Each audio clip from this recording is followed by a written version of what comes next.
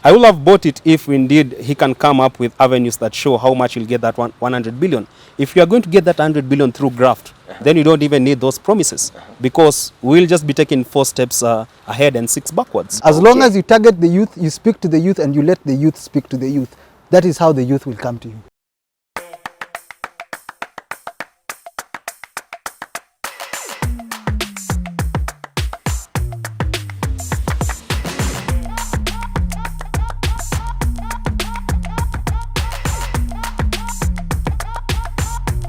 Hello and welcome here at Professor Herman Manyora's channel. My name is Simon Irungu and this is the big question. For today we are not going to be having a question, rather we're going to be having a youthful conversation around the youth and politics.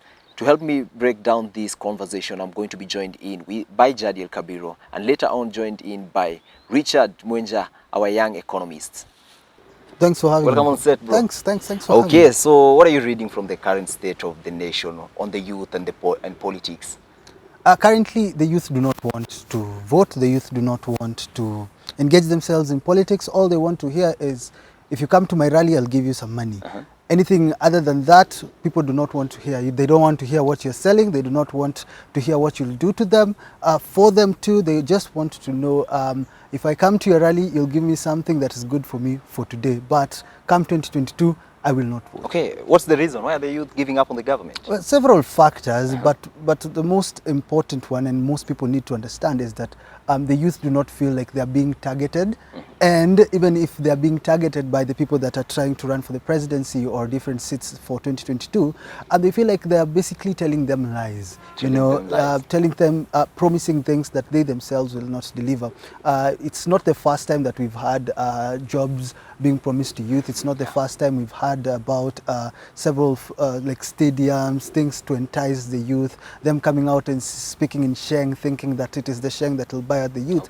The youth just want to feel like whatever you're saying, it is possible, because right now it's not about what you're saying. Right now it's about what you're saying, is it realistic? And that's what the youth want to hear. They want to hear, if you promise me a job, don't just say it. Just tell me how I'll be able to get that job, because we have been promised before. So right now it's all about what are you promising me and how realistic is it, and how can I differentiate it with what you said last time. From the current administration right now, do you feel like maybe they have delivered anything for the youth? The current, obviously we cannot say that they haven't done anything. Okay, but we need to judge this administration with the failures that have been there, from not providing some job opportunities as they say they will, but also looking at the COVID-19 that hit the country last year. Obviously so many people lost their jobs. So if you look at the country now, you'll be able to see so much has been lost, but before COVID so much had been gained. So when you look at things like employment, it is not just in Kenya, it is globally. Globally, every country, people do not have jobs. People are suffering. The economy is not doing well almost in every country. But what I can say is that the government can do more. They tried to introduce the Kazi kwa Vijana initiative, and we know how it happened. So many youth got into the initiative, but when were they paid? It took months and months, and right now the program is not there. So what the youth basically want is something that is sustainable. If you come up with Kazi kwa Vijana, for how long will it last? Is this just going to be for a month, or to what will we do afterwards? It's just something to entice the youth. Not necessarily to entice, I won't call it that, but I would say it's not sustainable. It's not sustainable. For graduates.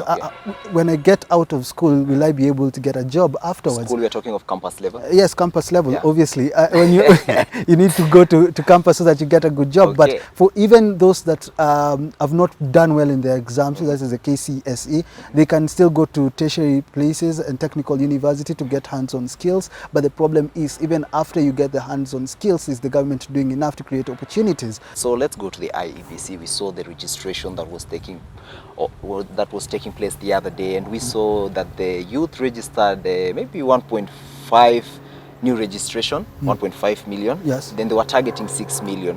What do you think the government needs to do to have more of these youth to come out and register? What can they do? You see, I think it's not about the government making people register. The government is already working. But we saw what Wafula Chebukati was asking for, the budget that he wanted. I think it is about them working together with the IEBC, and the IEBC creating sensitization of people to go out there and vote. But I think this time around, it's not the IEBC that will make people register. I think it's the presidential candidates that will come out and make people know that I have to vote for you so that I can be able to get what you're promising me, a realistic thing that you're promising me. So if I'm a presidential candidate, I should be able to know the people that have not registered. I can get them to register. This is by giving them realistic promises, not just promises. Also, something else, I feel like the presidential candidates themselves are not working hard enough to entice the youth, right? So if you find 35-year-olds who are youth, obviously, and they are trying to target people that are 19-year-old. I see, and this is what presidential aspirants are using to target the youth. Someone who's 35 cannot easily relate with someone who's 18, 19, 20 to go out. So I would want to see presidential aspirants coming up with young people in their campaign trail, not just people that are called youth because they are in the bracket, but really young people like me and you, going out the campaign trail for those people that are into politics and saying, this is what my presidential aspirant is going to deliver. I've talked to him, I've told him about our problems, so you guys come out and vote. People with rugged genes, those are the people that are attracting a campus student. Okay, so basically what I'm reading from what you're telling me right now is that the current candidates who are running for president come the year 2022, that there is none who is convincing enough to the youth to come out and vote for them. Is that what you're saying? Honestly, they are not there yet. They are not there yet. When you're surrounded with people that are telling you what they think the youth want, instead of what the youth really want, then you will not be able to talk to the youth. What do you feel that maybe they need to come out and say? Look, bring people who are young to tell you what young people want. You cannot assume because you think the youth want employment, that's all they want. Youth want soft life, you know, and soft life doesn't come. You want soft life. Listen, this is what I'm saying. This is what I'm saying. Okay. The youth just want an easy life, and we cannot blame them. That's how we have been raised. How we are. The microwave generation. This is what people want. Okay, so if you tell the youth that what you're going to give them is employment, and the youth don't necessarily want the 8 to 5 working shift. Okay. The youth just want. Most of them do not want the 8 to 5 shift. They want to understand how we can be able to create wealth for ourselves and not necessarily go through the same route our fathers went through. So we need our presidential aspirants to come out and bring the youth, to target the youth, not people who think they are young. So in their campaign trails, they need to have the youths there. You see, not just the youth too. They need to have the ideas of the youth with them. They need to listen to the youth. So basically, to have the idea of the youth, you need to have youths who reason like youth. Everything in between. As long as you target the youth, you speak to the youth, and you let the youth speak to the youth.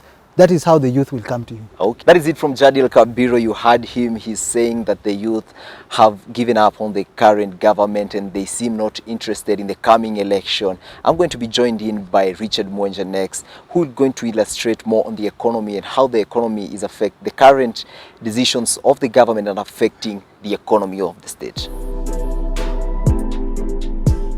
Mr. Richard, welcome on set.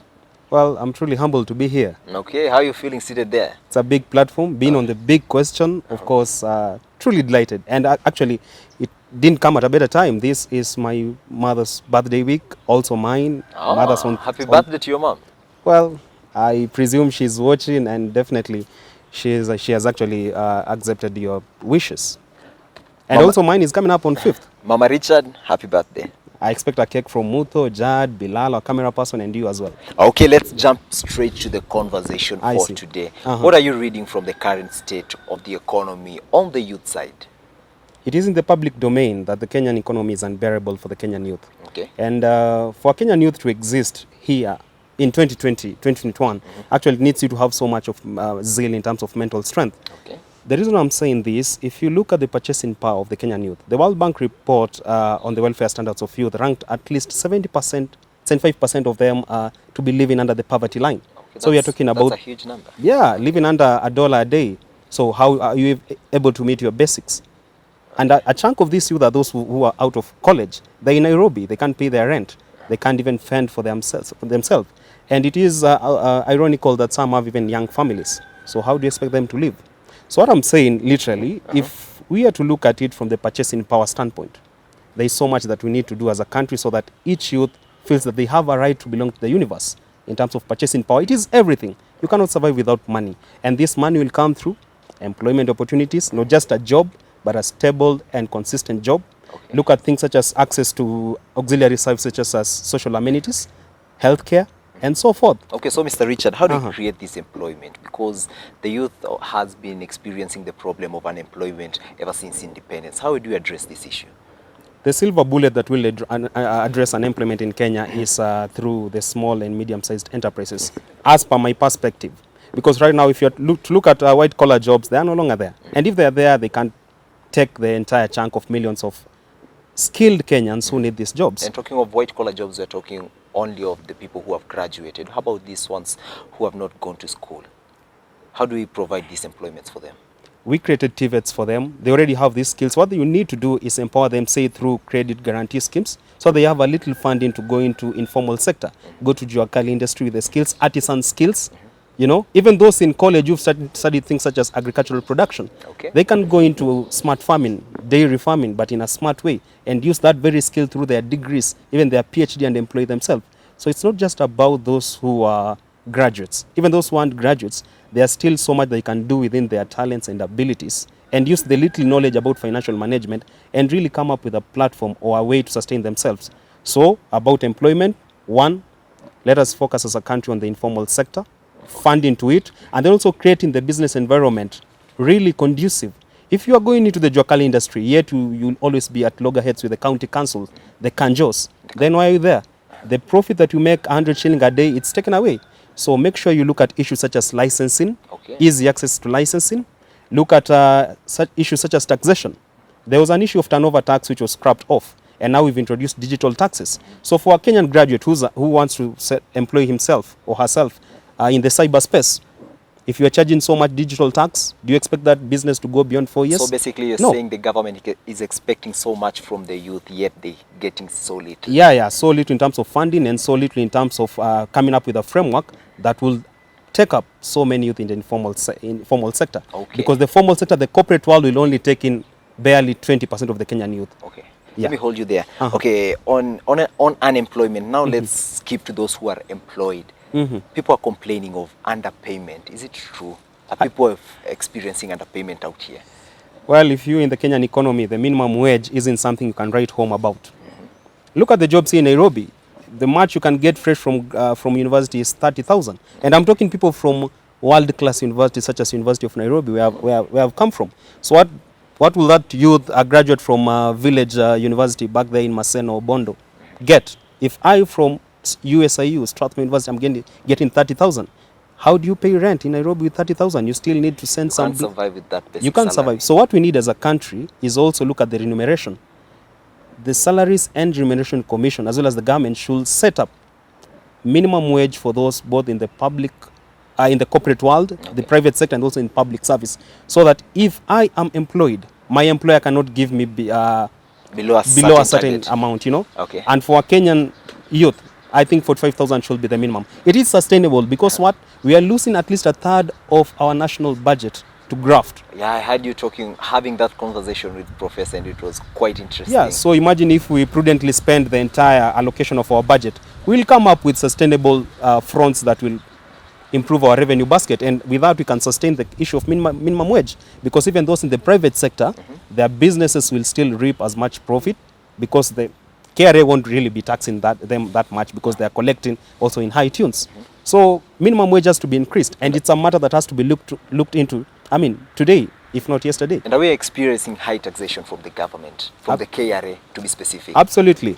You go today and open even a dairy shop back in Eldoret, where I come from, and you look at the number of formalities, that licensing fees, you know, there are this, how do I call it, authorization fees that you need to pay, say, to the Kenya Dairy Board, and so forth.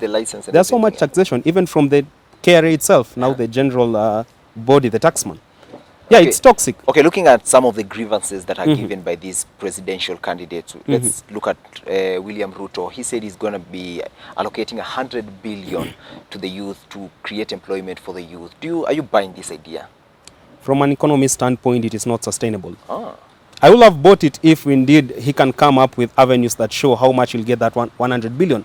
If you are going to get that 100 billion through graft, then you don't even need those promises, because we'll just be taking 4 steps ahead and 6 backwards. But do you think with the current unemployment rate that this 100 billion, is it enough? Well, it can help, say, for the next 1 or 2 years. It can do something. But with the increase in population of the youth, especially those unemployed who have the skills, then in about 4 years from now, we should be talking at probably putting the figure at about $500 billion, so that you can cater for at least every youth from that in Tana River to Moyale to Mogadishu, to Mandera and all that. I must say I'm quite astonished by your knowledge on economy. I only try. And maybe one day, maybe God sees you through and you're appointed the Minister of Treasury. What are you going to do for the Kenyan youth? Or what do you feel as a youth that the government needs to do to you? First, in the Kenyan setup, I don't think a 20-something-year-old, I'm 23, I don't think a 23-year-old will be granted a big position at the Treasury or so, but we so hope for the best. I don't know why they don't trust us with big budget. One day. It will come. It will definitely come. So if I'm Mukuri Atani, say, for that case, or PS Treasury, get initiatives such as Kazi kwa Vijana, they aren't sustainable enough. And they don't even promise that the livelihoods of these youths will be secured for the next, say, 4 or 5 years. And they are not permanent there. I don't think the program is still there. It is there, but of course we still have issues of delayed disbursement of even wages to these young men who are out here working under the program. So instead of putting that chunk of money in programs that aren't really feasible in the next 3 or 4 years, why don't you direct this money towards, say, industrialization? I grew up in Uasin for the better part of my early childhood. And I lived up to, I usually used to wake up and see guys at pyrethrum farms. Even my grandmother owned one. But nowadays you look at the pyrethrum industry in Kenya, it's collapsed to where we've tried to revamp the river tax. It hasn't picked up as much. So that chunk of money, let it go to industrialization. If we get every county, they endowed with the resources. Look at cotton. Pyrethrum has gone off our market. If we bring back such as cultivation of... And what is eating up all these big sectors like what you're saying on pyrethrum and everything? What is eating up these businesses? The agencies that were to spur forth the growth of such industries, of course, their funds were misappropriated. And going ahead, we need to revamp all these industries that were there. Revamp Rivertex in probably other counties other than just Eldoret and Uasin Gishu. Go to the places whereby people used to cultivate tea. These are high valuable cash crops. By that, you'll be employing youths who are in that village. They don't need to come to Nairobi and congest themselves in slums. They also don't need that kazi mtaani, which isn't guaranteed. Because this is an initiative that came through this sitting government. What if the next one doesn't do the kazi mtaani thing? So get as much money to the industrialization side. We have so many youths in our TVETs who are skilled. We have so many graduates unemployed but are skilled. And the best platform for them to get a sustainable livelihood is through industrialization. So if I'm Mukuri Atani, I'll go to Mandera, set up as many abattoirs as possible for processing meat and all that stuff, proceeds from, say, skin, from donkeys and all that stuff. I'm hoping... If I'm to go to Kwale, I should go deep into titanium. Make sure that I upscale and ramp up the mining industry. In every area that you're going to, you look at what the stronghold and you work on that. If I go to Trans Nzoia, I set up millers everywhere. The government, and then all youth who are from that point, at least we'll have 60% go there, so that we can have them employed through the value chains that we have as a country. Because we are experiencing the issues of brain drain. No employment in Kenya, unfair remuneration scales, so they have to go and offer their services to, say, Qatar, Saudi Arabia, USA. Why? And we can create the job opportunities here. Industrialization is the way to go for the Kenyan Unfortunately, economy. we have to come to the end of the show. That was quite an interesting conversation I had with you. Okay, so thank you very much for joining us here at Professor Herman Manyora. And if you have not subscribed to the channel, please do so. We're going to be having more of this youthful conversation with my colleagues over here, with Richard, with Jadiel Kabiro, some people like Marcel Mudo. He's good in street interviews. And if you have not subscribed, please make sure you do so. Thank you. Till we meet again. I see.